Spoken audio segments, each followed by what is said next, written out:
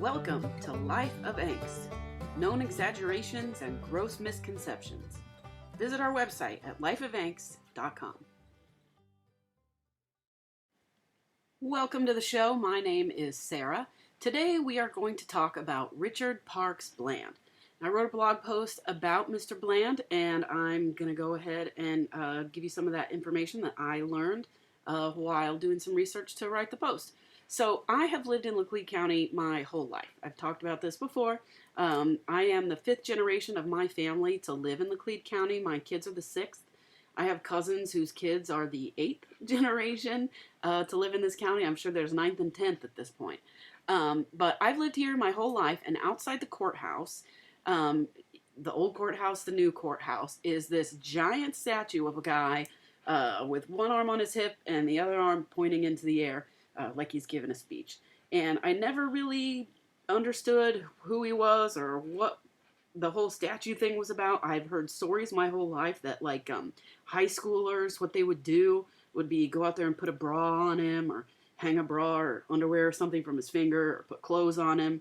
A lady in my Daughters of the American Revolution chapter said that it was like a rite of passage that everyone did that. They'd go put clothes on the statue.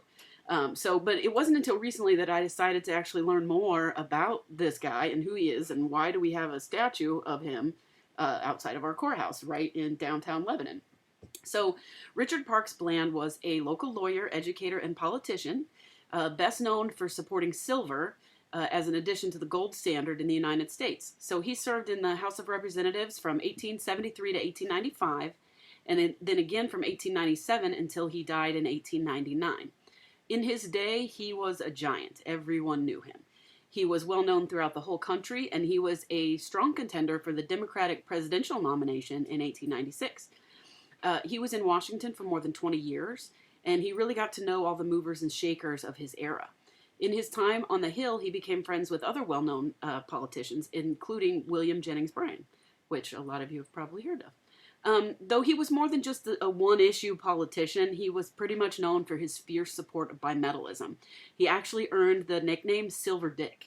And according to my good friend and a local educator, Maggie Corey, she says, Dr. Slaughter, the former superintendent of Lebanon schools, once told me that early on, because Richard Dick Bland's political issue was silver usage, there was serious consideration for naming the high school mascot a dick.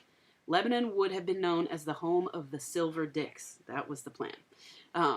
So I'm sure the locals are happy that that idea never actually went through. We are the Lebanon Yellow Jackets.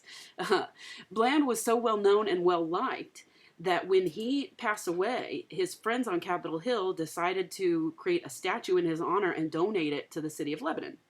So newspapers across the country actually published articles about this statue. The Los Angeles Herald in 1902, June 26, 1902, actually wrote, "The suggestion for a monument was first made by William J. Bryan. The statue is 5 feet and 11 inches, being the exact height of Mr. Bland. It's pronounced by those who have seen it to be a splendid likeness of the man." It was actually unveiled on June 18, 1902 at the Laclede County Courthouse. Williams Jennings Bryan and others addressed a large crowd as they dedicated the likeness of their beloved statesman.